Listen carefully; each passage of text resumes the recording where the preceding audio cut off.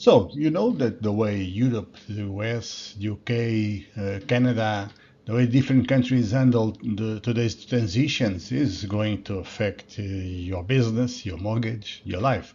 It will actually decide who thrives and who falls behind. That's why the AWTY index reveals not just leaders, that's easy for newspapers, but also looks at the weaknesses and the strengths of the different countries. And they matter for anyone planning research or innovation projects. That's why I published this index this year, and I will keep it updated every year. So yes, looking at the data in this index, we can see that the US dominates in digital trade, the EU leads on green transition, and on guess what, regulation. Yes, Canada shines in housing stability, clearly, and the UK, well, it's still resilient in innovation, even though after Brexit it got very shaky. But here's the twist: when you look at the 30 years of data that I assembled, that story isn't linear. It's full of turning points.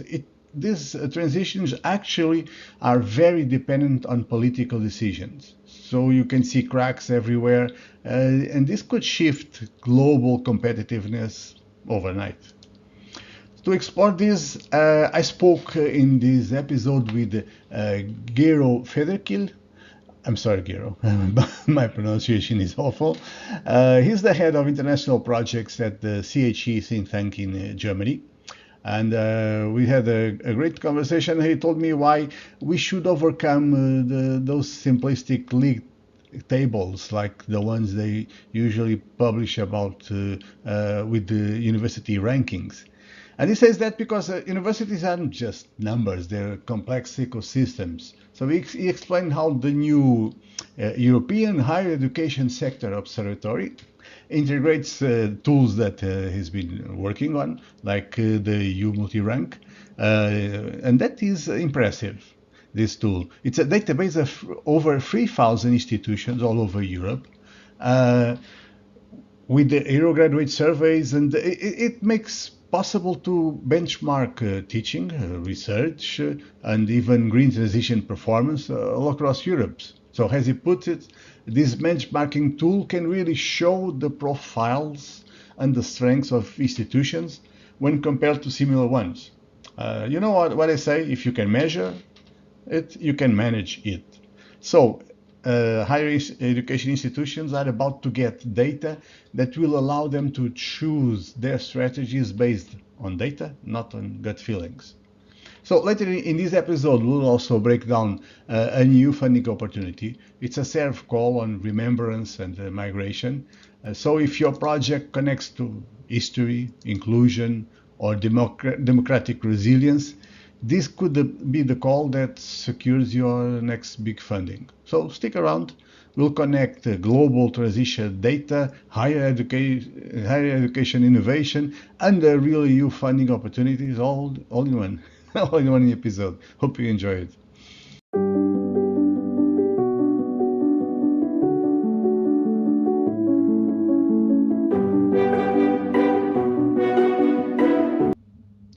So, are the EU, the US, the UK, and Canada really prepared for the transitions that are reshaping our future?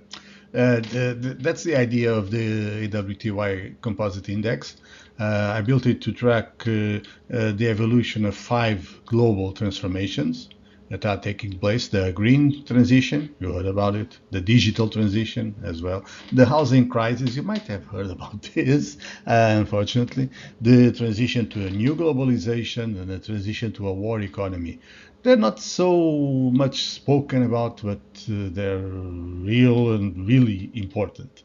I collected data from 1990 to 2024, and it's fascinating to see how the trajectories are so different. The EU leads overall in, guess what, regulation, in climate also, housing, curiously enough, in housing. But The EU has huge internal disparities, and that creates its own stresses. The US remains the innovation powerhouse, especially in digital trade and military research and development.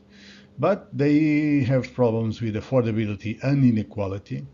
Then the UK shows resilience in digital and finance, mostly in those two sectors, even though Brexit created more volatility in the areas of globalization, the new globalization, and housing. Then you look at Canada, you see that it consistently scores high in housing resilience, in governance, in stability, and it clearly may not be the top, but the top one, but it's always up there. So it's got a lot of punch above its weight in the global index. If you look at the green transition specifically, you can see that Europe is clearly the front runner. It's driven by policy, so there's a political decision making very much focused on the green transition, and it's driven by investment. The whole continent is investing in that transition. The US clearly accelerated after the Inflation Reduction Act in 2020, but in fact, Canada is excelling with steady climate policies. It keeps going.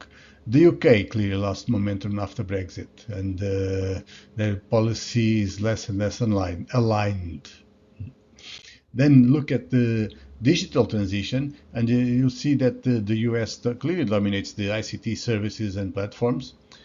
The EU leads in governance and in inclusion, but lags in digital trade if compared to America. The UK remains strong in fintech, digital services, and Canada balances infrastructure and inclusion. Then, looking at the housing crisis transition, you can see that Canada and Northern Europe top the charts for affordability and regulation. The US shows urban affordability gaps. It's not affordable everywhere. It has huge gaps. The UK's rental markets are very much strained, and Southern Europe continues to lag. I know that. Looking at the new globalization, you can see that the EU once led, but after the Ukraine war, it slipped in the chart because many of its trade flows were disrupted. The US bounced back with the digital trade and also with foreign direct investment, while the UK is in the mid-tier, open but less diversified. Canada shows very strong policy connectivity and cultural exchange. And finally, if you look at the transition to a war economy, okay, the US clearly dominates in spending, innovation, and alliances. The EU score rose sharply after 2014 and even more sharply after 2022. Guess why? And Eastern Europe leads that surge. They're clearly the ones ahead in this area. Once again, wonder why. The UK remains a key NATO player, while Canada ranks high in both stability and alliances, even though it spends less, lower spending. So, what does this mean? What can we get from all this data? And there's a lot of data in this index. It means that funding opportunities will follow the strengths of the different countries, different regions. In Europe, the funding opportunities will be mostly in green technologies, in housing resilience, governance frameworks. In the US, the funding opportunities will be especially in digital trade and dual use innovation and AI platforms. In the UK, fintech, defense, regulation will be opportunities even though there are major gaps in the regulation. And in Canada, climate adaptation, inclusive digital skills, housing models, all those areas show promise. So, in the end, what's the big lesson here? When you design your project and when you choose your partners, you need to take all this into account. So if you want the full breakdown with data, with charts from 1990 to 2024, just read the newsletter, Policydocs, the transitions letter. You can subscribe it free and get the executive report straight in your inbox in the thank you email. So go there. You have the links in the podcast notes and share with anyone you think might be interested. Share, like, every button possible will help in these matters. So leverage these insights to guide your projects, to form your partnerships, and to lead the change. Don't wait for a change. Just go. Let's go and lead it. So stay ahead in your field. Read the full AWTY 2024 report and see where your innovations can make the most impact. So welcome back to InnovEU, the EU Project Chronicles. Thank you for being with us. Today we have Gero Federkeil. I hope I'm pronouncing correctly. We have Gero with us, and I'm eager to hear what Gero has to share with us about his current projects. But first of all, would you introduce yourself, Gero? Yes, hello, nice to be with you. My name is Gero Federkeil, so it was almost perfect, the pronunciation. Not really. I'm a trained sociologist, and I am working as the head of international projects at the Center for Higher Education in CHE in Germany. CHE is a non-for-profit think tank on all matters of higher education in Germany. And currently, my major work is on two large EU projects, projects that are funded by the European Commission. One is HE Innovate, a self-assessment tool and networking tool in all issues of entrepreneurship and innovation. And the second is EHESO. EHESO is the acronym for the European Higher Education Sector Observatory. That is a large-scale tool that is integrating various or a number of existing European data and transparency tools. First of all, U-Multirank. This was a EU-funded project that ran from 2010 to 2024, and now it is integrated into this EHESO. And U-Multirank was the development of an alternative multidimensional global university ranking. The second major part of EHESO is a project that has formerly been called ITA, European Tertiary Education Register. This is a large database on all 3,000 plus European higher education institutions based on data from the national statistical offices. And it includes basic data on institutions like students, graduate staff, funding, and things like this. And very recently, another EU project, Eurograduate, has been integrated into EHESO. Eurograduate is a consortium project of European graduate surveys to get information on labor market entry and the kind of graduate tracking system for Europe. These were all integrated now into EHESO, and EHESO is step-by-step developing three major tools. The one is a European Higher Education Sector Scoreboard. This is already implemented on the EHESO website. And this is a tool providing some 30 plus indicators on the country level on higher education. And this tool is focused or addressed mainly to policymakers and is trying to monitor the EU policy agenda and to see where the European countries are positioned in terms of various indicators and dimensions. The second tool that will be launched very soon, I think this is a very important tool, and this is based on U-Multirank, is a benchmarking tool for higher education institutions. And this tool will allow to compare a university or higher education institutions with similar institutions all over Europe. The sample is these 3,000 institutions that have been covered by ITA.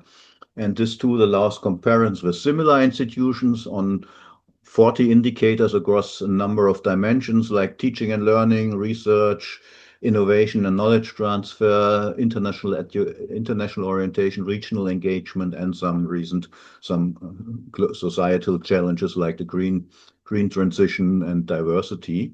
And this will be a very interactive tool, and we think that this is a for higher education institutions, this is a much better tool than simplistic league tables who just give you one number saying your university is ranked number 8 compared to another university who is ranked number 15. So this benchmarking tool can really show the profiles and the particular strengths and also some of the weaknesses of institutions compared to similar institutions.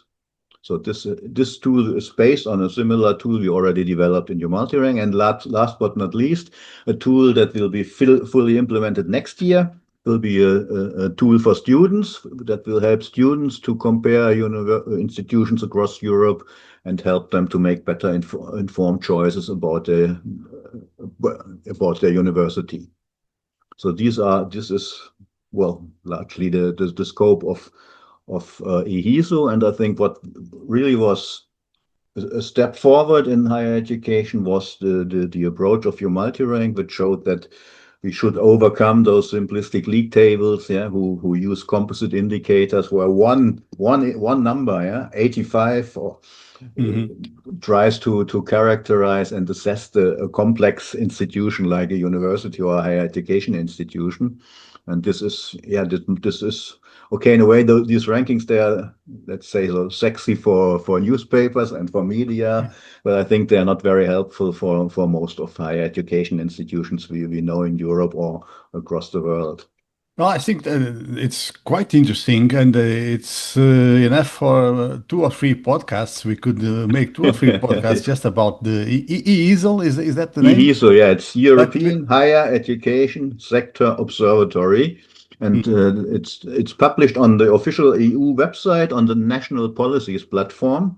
So if you Google National Policies platform, then you will immediately see U-Multirank. Sorry, Before EHESO. we dive into it, can you tell us a little bit more about yourself? Is that your first project, first EU project, or have you done other projects before? Last EU project was U-Multirank. As I said, that this started in 2010. And it had an interesting, history. Originally, it was stimulated by the French presidencyships in the European Union in 2008, and the French government had the idea that there should be something better than the global league tables like the Shanghai ranking or the Times Higher ranking. And so their idea was to develop an alternative system, which is more in line with the standards of social research, and it should be international and multidimensional, and not be reduced to the simplistic league tables. This was the start of U-Multirank, and then we developed it in a pilot study, and then we rolled it out with ever more institutions. In the first year, we started with 500 institutions, mainly in Europe, and in the last edition that was published in 2022, we had more than 2,000 universities. 2/3 of them from Europe, but also 1/3 coming from non-European countries. And this has now been integrated into this EHESO, which has, the idea is to get some synergies between the various data tools. So, and this is what we are working on now. Well, one of the things that I find very striking about that project is the ambition, because the numbers you're quoting are quite large. 3,000 higher education institutions in Europe. You cover all of European universities. Yes, so it's mainly let's say the ETA universe. The universe is on the one hand all EU countries plus countries like Switzerland, Norway, still of course the UK, and we are trying to get some other countries in like Turkey, Albania, Moldavia, and step by step it should cover the Bologna area, or what's called the European higher education area. So what you're saying is that in a short period of time, next year probably, someone who wants to apply for an university can actually compare using your data, can Yes, actually exactly. compare the alternatives on different dimensions. Yes, Is exactly. that Yeah. correct? So yes, in the first step, in the first, well, our ideas we discussed with international student unions and student organizations. What are their needs for information for such a tool? And the idea is, in the end, to have a one-stop shop where a student or mobile students find all information they need, from information about the country, about admission, visa regulations, fees, to information about the universities and their profile, but also some field-based information about the subject they are interested in. And this is, but we were aware that such a large one-stop shop could only be implemented stepwise. And Hmm. so the first step, and this will be the first tool that will probably be launched in maybe in January, will be we call it at the moment, the working title is a European student benchmarking tool, and there the student can make some selections in what they are interested. Of course, they can say I want to study a bachelor or master level or physics or biology, and then they can also make some selections according to their own preferences if they want to go to a small or large university, to a research intense university, to a regional or international university, and and they can, of course, also can select by countries or regions, and then they get a list of institutions that will match with their preferences, and then they can compare profiles and the number of indicators on those higher education institutions. And in the end, the last step is then they can get some subject-based information, mainly coming from a survey among students of the university, so they see how actual students assess their learning experience at their university. Hmm. Yeah. And so But the now, idea is that this, in a way, that this creates something like a shortlist, yeah, for students on of institutions about they can inform in more detail, yeah. mhm. So it's not a ranking, yeah. It's rather a kind of matching tool for. Yeah, it's quite a different approach from the traditional rankings that the press publishes Yes, indeed, frequently. yeah. It's a different approach, and you're talking now from the perspective of the student, but from the perspective of the university of management. Now you're giving people information that they can use to manage their institution. If you can Yes, measure exactly. it, you can manage That's it. the aim. So the aim of this institutional benchmarking tool is, I think, for it should be a tool for the strategic management of universities, but also a tool where they can learn from similar institutions. So at the moment you start this tool by, of course, you have to select your own institutions, and then you get automatically, based on an algorithm, a similarity index, you get institutions that are most similar to your own university in terms of various indicators. And then then you can add institutions by name, or if you're a member of association, you can include all members of this association, for example, also including the university alliances. And then you have a sample of institutions who are, well, on the one hand, are very similar to your own institution, or with which you want to compare your own institution. Yeah. And then you can find almost 40 indicators across all these different dimensions, and you see where your institution performs very good, where it has, well, it's not so good, so to say, and then you can see this helps to learn from others, but this might also be a tool to identify institutions that may be interesting for cooperation, yeah, Mhm. because they have a similar profile and are, let's say, playing in the similar league. Well, I Because guess we think it does not make much sense for to compare, let's say, a polytechnical institute in Portugal with Harvard, or an art school with a business school. This is why yeah. we say you Mhm. should look on comparable and similar institutions. And that who you want to compare with will depend on your strategic choices. So I think Yes, that exactly. can Yeah. be quite interesting. But Yes. from the point of view of employers, of headhunters, that also gives a lot of information concerning the training that students have when they join the labor market. So, Yes, I think so. Yeah, although it's not explicitly designed for employers, I think they still can get some valuable information from it. For example, they can see if they have, let's say, applicants from two universities, they can see this university is more international and this is very much focusing on practical experiences and entrepreneurship. And this kind of information can also be useful for employers. Yes. sure. But tell us a little bit about that project. Has it been hard to get all that information? Because you are actually gathering a lot of data, and I guess from different sources. What's the difficulties you've been finding? Yes, indeed. Well, we have indeed we have a number of data sources. So we have this data coming from the national statistical authority offices. These are in the meantime they are easy to get and they are harmonized and we have some routines to check them to make them comparable. Then we have, for example, then we have data from patent data from the European Patent Office. We have bibliometric data from bibliometric databases. Now we switched from the commercial providers of bibliometric databases to OpenAlex, which is an open data set on publications and citations so that people can even better verify the indicators we produce. And this is the most difficult part of our data source is the collection of data directly at the universities. So for the basic information like students, graduates, staff, we can rely on these data on the statistical offices.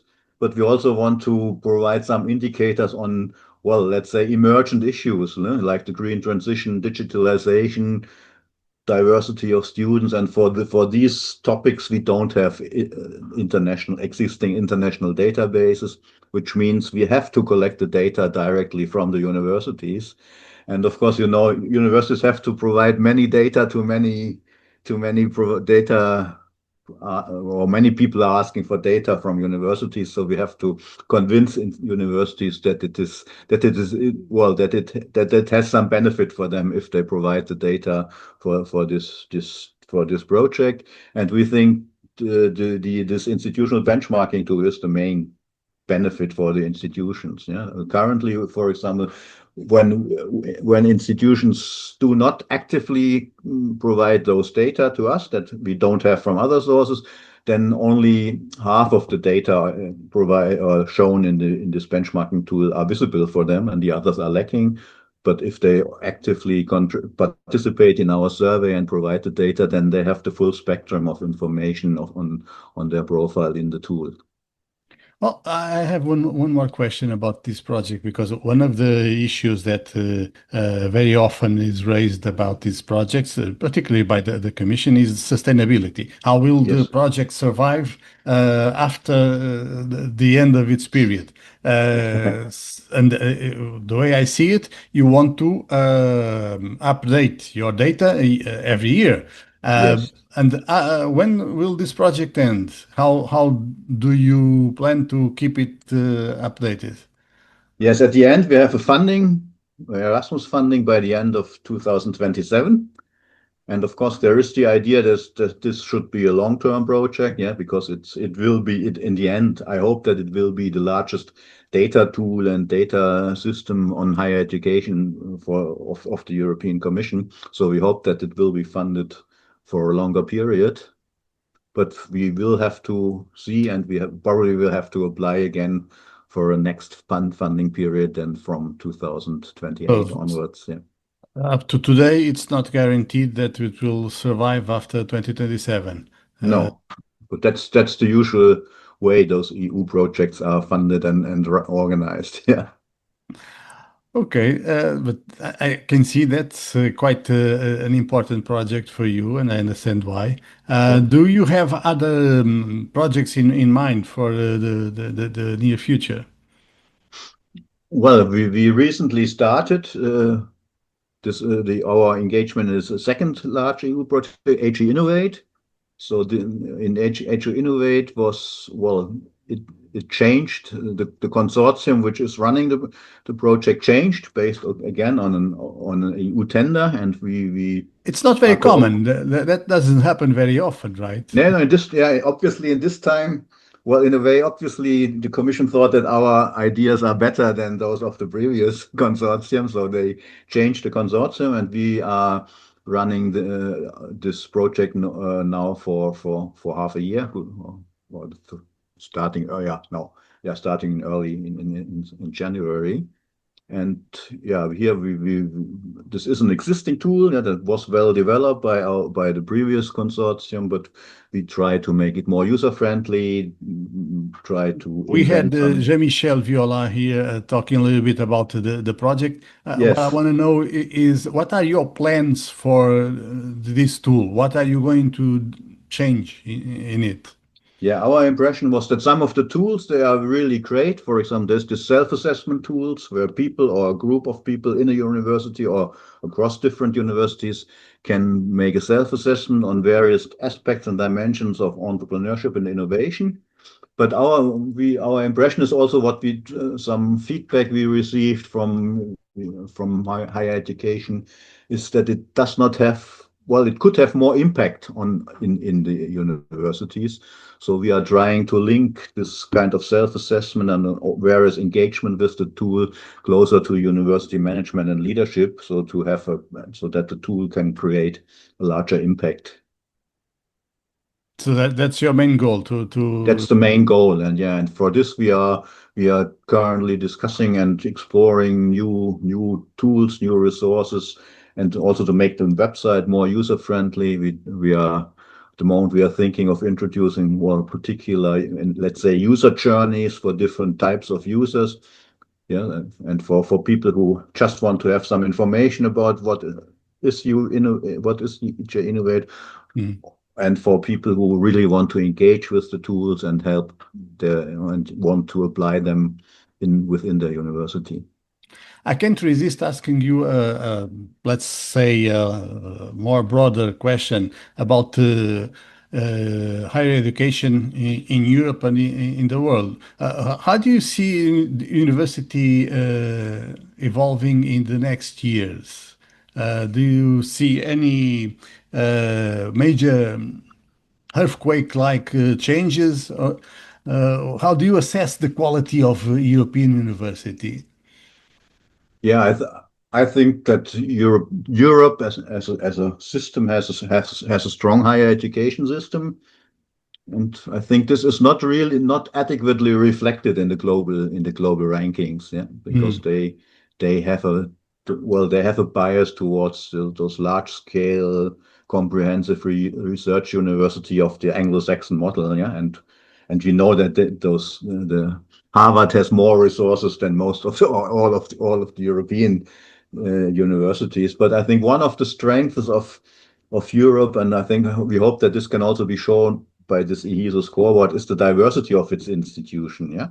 So we see in the US, they have really some of the world leading research university, but I think the strength of Europe is the diversity of institutions, with institutions of different profiles, different missions. We have, for example, we have one indicator that we already applied in U-Multirank. It's to indicator that tries to measure the relationship of universities with industry in terms of innovation and research, and it's an indicator that's measuring the number of co-publications with industrial partners, and we saw that in this indicator, many European universities of applied sciences, like the polytechnics in your country, are world leading. Yeah, and they Mm. are in this indicator, they are ahead.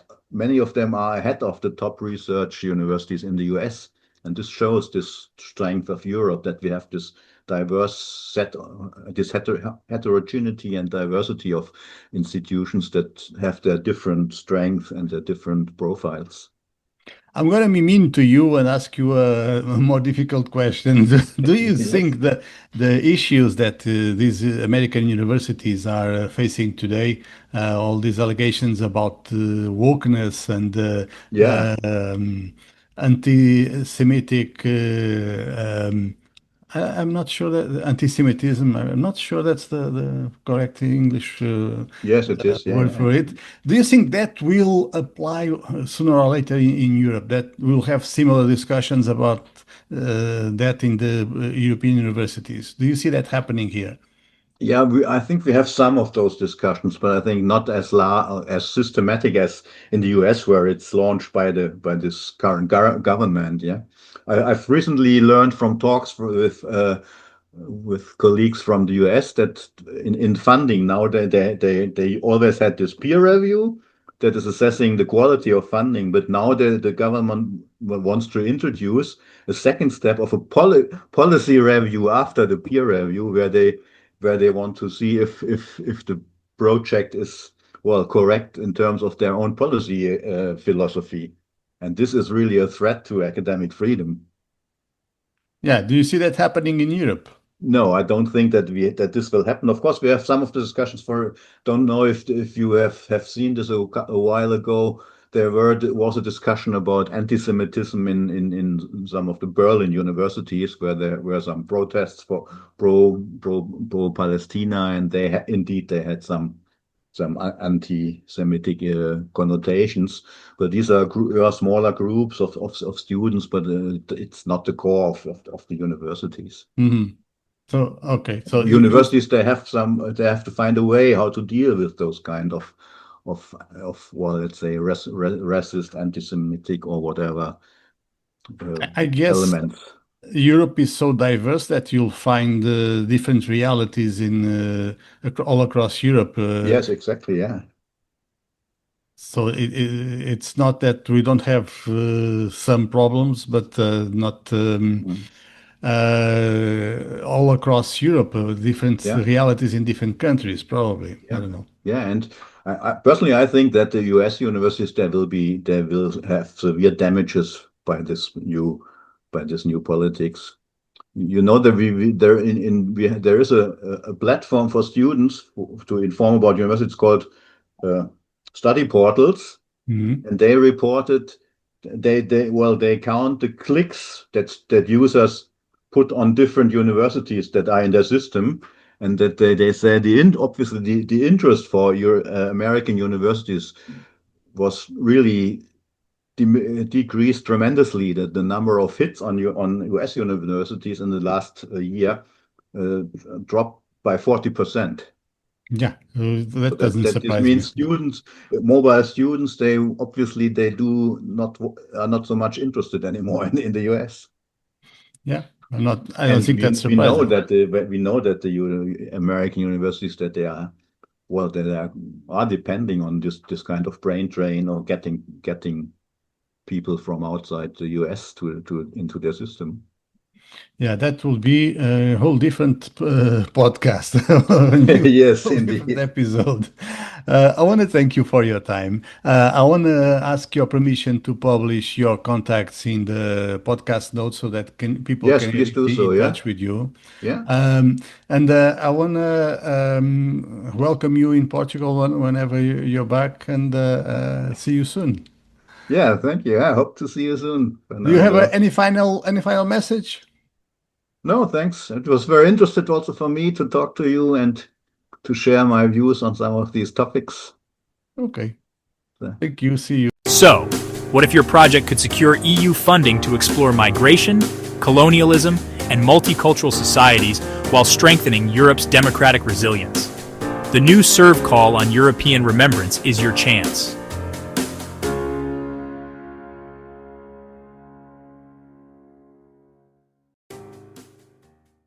This is not just another history project. The EU is looking for initiatives that transform remembrance into action, addressing migration, decolonization, slavery, and the roots of racism to build inclusive societies. It's about connecting the past with today's struggles for equality and democracy.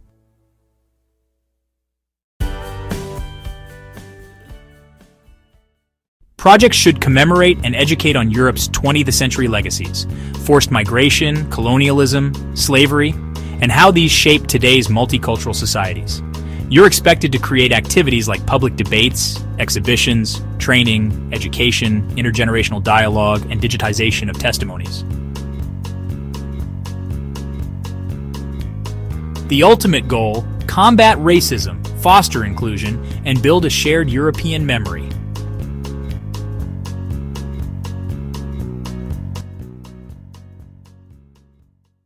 Winning projects will help fight historical distortion, strengthen democratic values, and promote a nuanced understanding of Europe's past. They will empower communities to engage in remembrance, strengthen social resilience, and create networks across borders.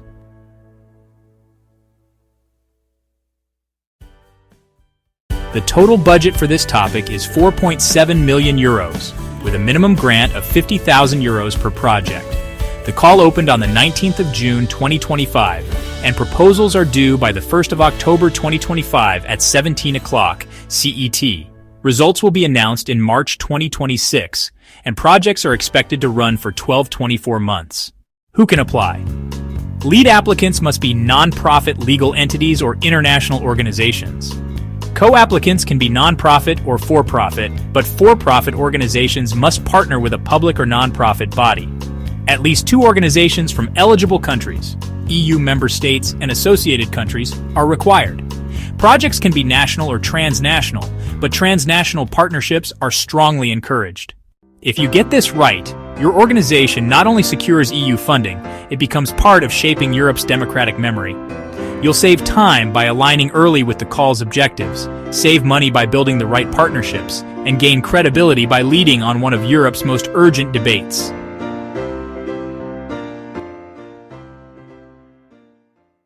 For all details and to submit your proposal, visit the EU Funding and Tenders portal.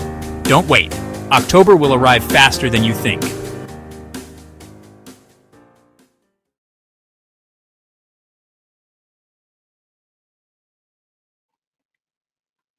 Credits, author and host Fernando C. Gaspar, music Hugo Gaspar, Lisbon, Portugal, 2024. Reach us by email or DM.